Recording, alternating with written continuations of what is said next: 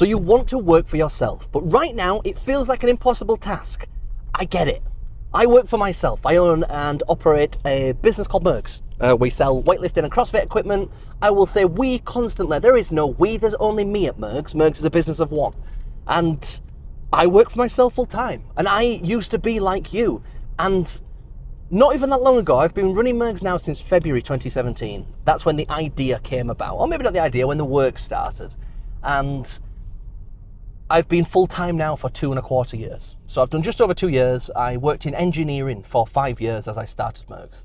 And it just takes ages. It really does. I mean, one thing you've got going for you is the fact that you're watching this now means that you're in the right headspace. One of the biggest problems with people trying to launch a business, it's not the business. It's not the idea. It's not the premise. To make money in business, all we do is sell things for more than we bought them. That's it. Business is incredibly simple, but do not be fooled into thinking it is easy. No, it is very simple, but it's far from easy.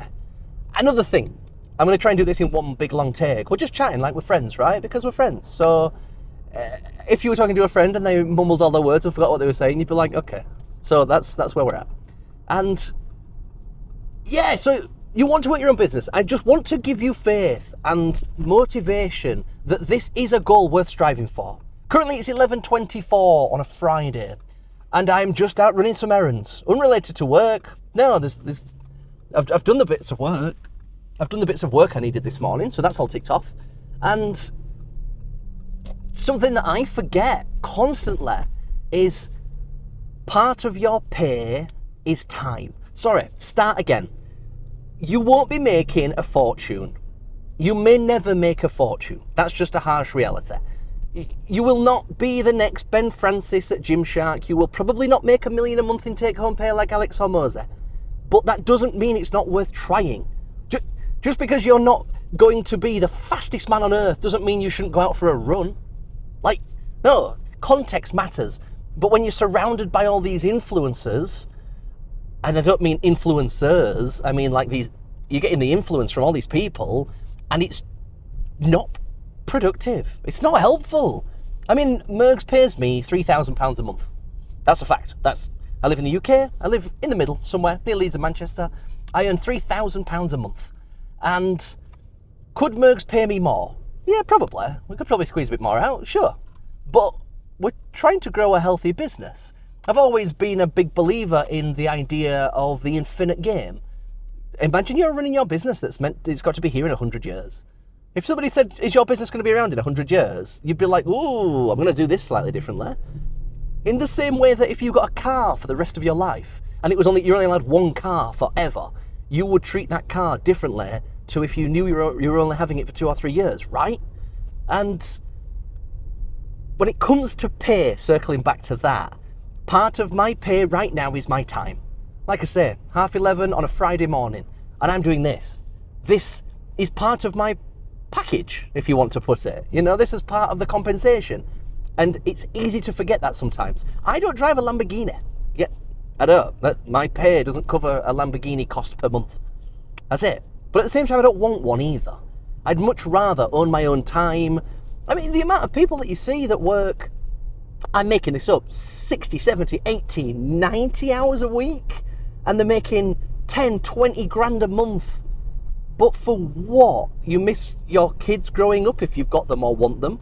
You don't really have much of a life, which is fine to some. If your goal is to just work and make money, great.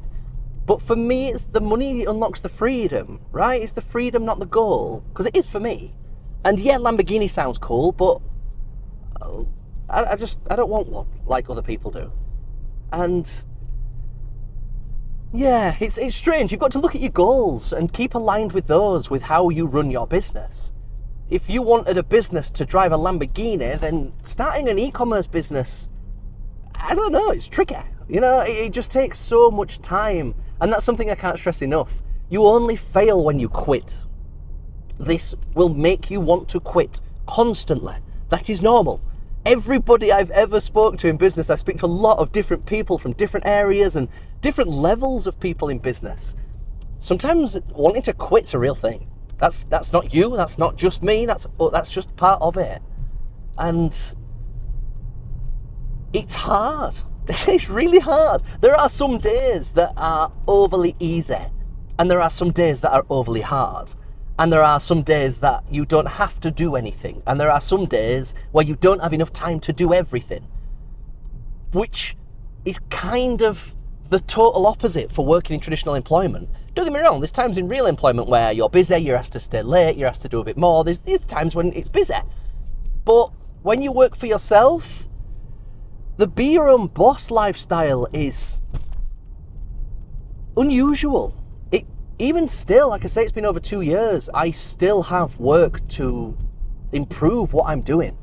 You know, like in terms of organising my time and making sure I've got things planned and I've got processes and procedures and different ways to do things. Something that I forget is that working on the business is still work.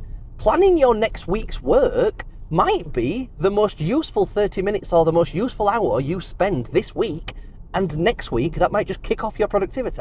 Sometimes I get caught up on if I'm not literally responding to emails or actually doing something to the business, sometimes I can get not confused, but I forget that that's also work.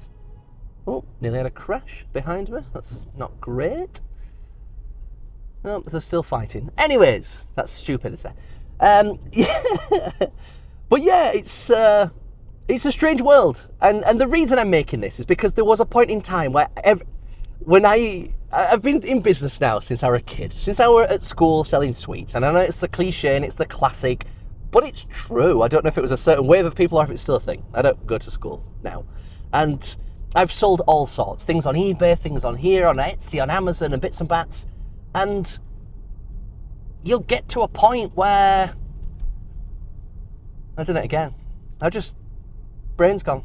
It's really funny because sometimes there's so much up there that I wish to share that my mind is halfway through a thread and it's like, right, what's important next? And while I'm thinking that the first bit's gone. But no, sorry, going full circle. I started off like you, trying to sell things online. I couldn't imagine a life where I worked for somebody else forever. That felt like a waste of life. And don't forget, you're not here just to live your life. You get to use this life. You make the most of it. And I know that sounds a bit old man cliche, but I'm only 29 and I realise that now, and I feel so fortunate that there will be no point in time where there's a midlife crisis, because I understand that life is not forever, that you only get out what you put in, that sometimes stuff's just really hard, but that's the difficulty level it's set on. You know, like, have you ever had a game where there's a level that you just can't do?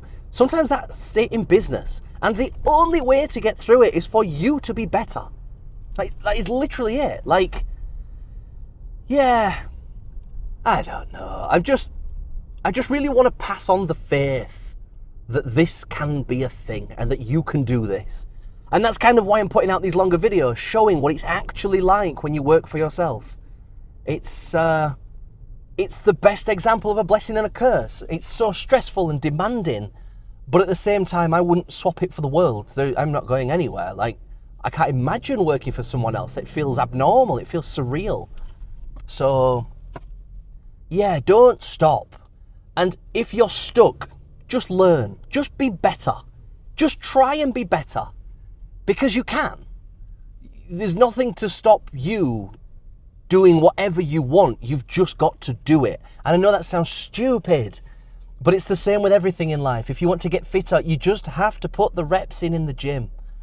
You've just got to, if you want to lose weight, you've just got to consume less than you burn. You know, and if you want to make money, you've just got to learn the different ways and how it's done. Think of business as more of like a skill than a job. It is. It kind of is a skill. It's like any hobby. You've just got to keep going. If you want to be good at climbing, you just need to scale some walls. That's it. You've just got to climb and climb and climb. And that's, I think, one of the main things that leads to success is just having resilience. Having the thought of, I'm in this and this is what I do. It's just who you are. It's part of it. And like I might have mentioned, if you are already watching this video, you're in the right place, because the passion that you have got now to be better, to be wealthier, to run a business, to work for yourself, all of these things cannot be bought. I can't really instill that in you if you don't have it. I can't. You can't run a business if you're not that arsed. That's why it's so important to pick a niche that you've at least got some passion and knowledge about. You know, I mean, I started off in bodybuilding. That's my origin story. I started off in bodybuilding. Long story short, I had a really bad left knee and drove a Land Rover Defender when I was 17 as my first car. Weird, I know. And went to the doctors. I'm like, look, my knee hurts when I squat or I drive. The doctor's answer was, can you try not squatting or driving? And I'm like, no, I'm driving to squatting. No, of course I can't not squat. That's what I do. So I decided to look into it myself. I'm like, right, there's got to be a solution for people whose knees aren't doing the best. And found knee sleeves. And there's another big name brand that I won't mention out of just politeness. They're the Nike of knee sleeves, shall we say. And their knee sleeves were this is 7 years ago. Their knee sleeves were 60, 70 pounds for a pair. And I'm looking at that like, oh, wow, that's expensive. And bear in mind, this is 7 years ago as well. And I just thought I can do better. I'm into the gym. I've got a problem that I need to solve. I will source some knee sleeves. I found out that they were kind of crap and they weren't very good. And then I'm like, can I do any better? And don't forget, when you start a business or you have this idea, you don't have to have the whole plan. You don't have to have it all written out. You don't have to have day 1 to day 1,000. You just take it a day at a time for most of it as you're getting started. You don't know everything you need to know and can't go into business knowing what you need to know. You will learn while you go. And so I went in search of these knee sleeves. Started out by selling these knee sleeves to the bodybuilding guys, tried to target people that I thought I could resonate with and understood. And turns out people in CrossFit and weightlifting were like, ooh, knee sleeves. Because when you take a step back and look at it, this is from when I was uneducated on CrossFit and didn't know much. You look at it and it's like CrossFit can be a little bit more expensive per month, like maybe 60, 70 pounds for a membership, because it's kind of like glorified group personal training. Then you might only be in a room with 12 to 15 to 20 people and the coach or coaches are assisting you all. So CrossFit's a little bit more expensive. It attracts people with slightly higher incomes because of that. And it's prone to injury if people do things without consideration of form and other things. So it happens to be a really good niche of expendable income and injuries. And if you match money with problems, I'm the solutions right in the middle. And from day one, I always decided that the product needs to be flawless. You'll never get a perfect product. Every single product on earth will have flaws. That's not even hyperbolic. You will have problems. Rolls Royces break. They do. Range Rovers are renowned for breaking all the time. They're always back in the garage. Like, I've never owned either of those two. Oh no, why are you falling off? This happens every time. I bought a new mount as well for in the car and it's only going to fall off. Rolls Royces break. All things break. But it's how you deal with these problems that makes all the difference. With Murgs, I offer a 12-month comprehensive warranty. Why? Because it's really good for someone to buy something and go, wow, I'm protected for a full year if these break. I will literally send you a new pair of knee sleeves if you buy the wrong size. You can buy a size too small, split them after 3 weeks because obviously they're not the right size, and I'll just send you some more in the size up. And that kind of service was something that I learned over the years trying to deal with fussy customers and realizing that it's better to lose as the business one time, but then you win as the business for the rest of that customer's life. They go away telling their friends and family and people they know and love that you looked after them, and that makes a world of difference. So yeah, I started Murgs and started out like that. That was it. I just started out with an idea. I had about £2,000 in the bank when I was single and employed and were living at home. I started when I was 22, and that's all I started with. That was it. There was £2,000. So I went in search of sourcing from overseas and different countries and different places and bits and bats, and eventually landed on China. And you know what? China gets a bad name for manufacturing. And I know why. It's because most cheap plastic crappy things are made in China. I can't think of anything in here at the minute that's made in China, but crappy things are made in China. But at the same time, there's a really good chance that the screen, could be phone, tablet, monitor, that you're watching this on right now was made in China. And you think, oh, wait, China makes iPhones? Yes. China can make some incredible things. There are some of the best brands in the world still source products from China because they can be excellent. They can also be a waste of time, waste of money, and not interested. But isn't that true to everything? Like, everything in life you can get a cheap crap version of, right? But if you really dial it in and go to different manufacturers, China are really good. Sometimes some manufacturers can be what you might describe as lazy. You will say, I need some knee sleeves. They'll say, okay. And sometimes they don't ask any more questions. And I learned this early on. And I was like, oh, okay. And then they're like, what's your address? Are you just going to send me some? Yes. Yeah. And if you're not specific with packaging or with certain things that they can use a generic, cheaper option with, they will. You know, and going back again to the product quality, make sure whatever product you offer, product, service, supplements, you could be pressure washing people's driveways, make sure you are fantastic at it. And same again, that only comes over time. So when you're starting out, our knee sleeves now are £65 a pair. So our knee sleeves now are what the other brand used to be 7 years ago, okay? And back then, I started selling them for £35 a pair. We cut them in half to get that established name. For the first few years, I didn't make, Murgs doesn't make a whopping profit because you've got to reinvest that money back in the business. You've got to expand, you've got to grow, you've got to do things. And so for the first few years, I just kept recycling any earnings, any money, just goes back into the business, buys more stock, buys more products. And then I got to a really weird position where you kind of get in a little bit deeper. And I've got a friend at the minute, Jason, I know you're in this position. You get to make a decision. And the decision is, do I decide to expand the range and go down, I'm a supports for lifting? Is that my unique selling point? Do I just do lifting supports? Or do I go and do CrossFit and weightlifting and fitness accessories? I decided that, look, if you've got a pair of knee supports, you just don't need 10 pairs of knee sleeves. You might have 10 pairs of shoes. You hopefully have 10 pairs of socks.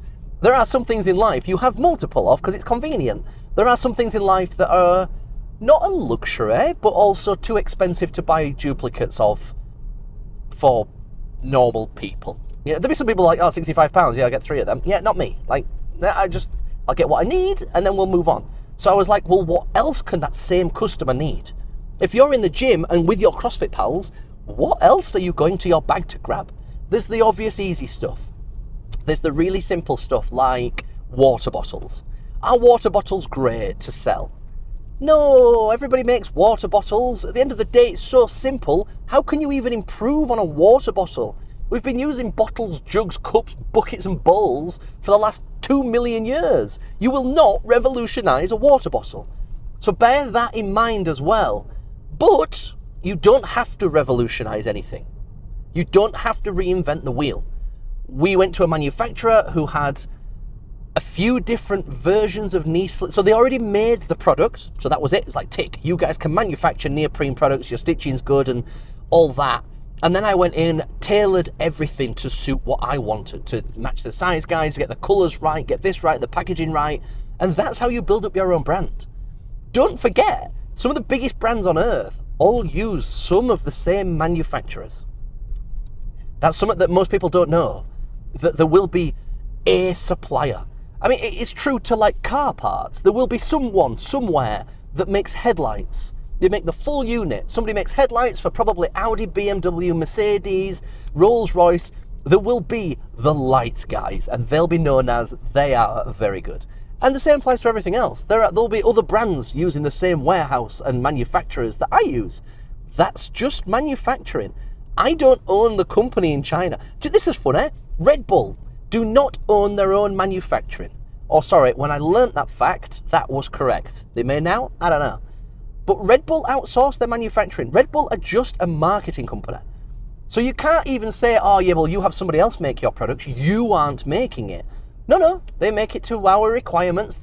I stand on it as with my seal approval. I'm like, no, this is what we offer.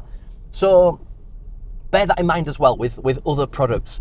But yeah, you can either go wide or deep on your range, and I can't remember which way is which. I think going deep is when you go down the ladder and have more versions of knee sleeves. So I'd have knee supports, elbow supports, wrist supports, ankle supports, shoulder support. Like, you'd be a supports company. I think that's very deep on supports, whereas I think my brand is more wide.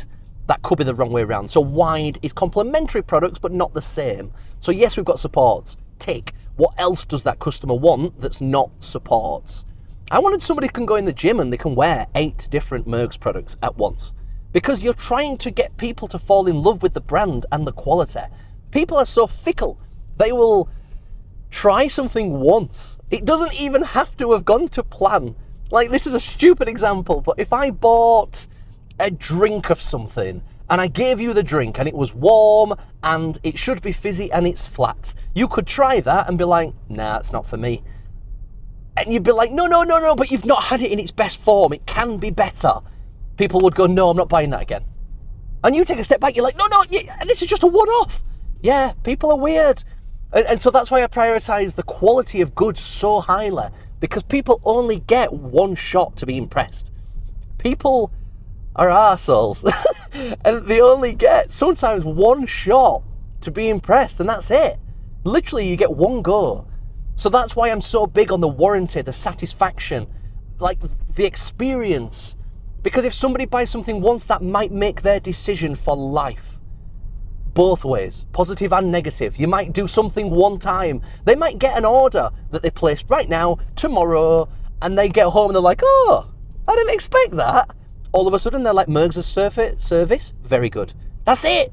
That can be enough to sway someone. They go to the gym now and somebody moans, oh, Murgs, it took ages to come. And someone else is like, no, it didn't. No, they're really quick. So try and just make things the best you can. You won't know everything before you start. In fact, you'll start knowing next to nothing. YouTube is your best friend. Research, learn, look. That's why I'm trying to make these videos. Yes, they're not necessarily guides because I know how diverse and big business is. I can't make a video showing you specifically what your business does and needs. If I showed you the adverts for my business, they might not work for you. Hypothetically swapping the products over and making it tailored to you.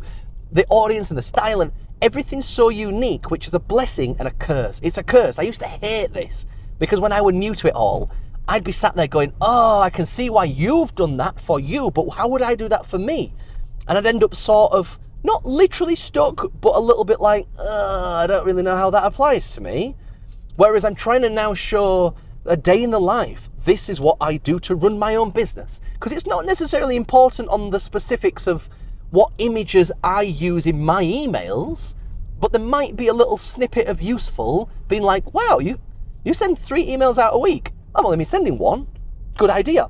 I get it. Like, sometimes things that are good ideas, I learn from everything always. I actually really like it when I learn from something I didn't expect, or a different perspective, or just a new way of approaching things. And yeah, I'm excited for you to start a business. I hope these videos are useful because that's the goal. I'm going to be launching an email newsletter soon. It's going to be dead short, dead efficient. I'm only putting this at the end because people that watched the first 8 seconds and clicked off, you're not. This is only for people that are really serious about this. Like, this actual useful, relevant information. So it's just going to be 1 email a week. And at the same time, I've been asked so many times about coaching and mentoring. So I'm going to start doing some business mentoring in the near future. There are a couple of people that you could say mentor, but I use that loosely because I don't feel, I have this complex that I'm not good enough to share with others, when in reality I'm quite competent at what I'm doing and I really struggle with self-doubt. But I've been asked so many times and it's been so well received. And even these videos, I'm shocked when people are like, wow, this is really useful. I'm like, oh, really? I take my own knowledge and my own self for granted. Anyway, so we're going to be offering some coaching and mentoring soon. That's in the works. That's just on the horizon. There's no mad rush on that because, like I say, it's just, I've got twin girls age 2 and I run my own business and I don't know, I'm busy. John is busy, it's true. So anyways, That's on the horizon. Newsletter, that's free, obviously. That should be nice and easy. That's just going to be a lot of snippets of useful things. Sometimes I'm just driving and I'm like, oh, that's genius. Wish someone had told me that sooner. So I'll just pull over, make a voice note, squiggle it down and crack on. But sometimes a 20-second clip of myself talking to myself is not enough to make a video. It feels like that's not the right format. I just want something in your inbox that you can refer back to now and again, that doesn't feel overwhelming, that has got no crap included, but just something of value. Anyway, that's me on a ramble. You can do this. You will start this business. You will do it. Just don't stop. Always aspire to be better. And that will lead to a horrible complex like I have, where you will never, ever feel good enough. But at the same time, I feel like that's a blessing at the same, because I'm always improving. Always. I don't know, I feel like that's my purpose. Some people feel like when they're parents, they're like, wow, I found what I need to be doing. Some people, it's their work. My purpose is to improve and be better. And like I say, bothers the hell out of me sometimes, because I'm like, wow, you're incompetent at this, this, and this. Turns out, I don't do bad. So, anyways, I've got jobs to do, errands to run, and people to beep at. So, I'll catch up with you guys soon. Hopefully that was useful. And if you got this far, leave a like to let me know. If that newsletter sounds good, just let me know. I appreciate your comments. I read every single one. All 6 of them. Right, lads, adios. And I'll catch up with you guys soon.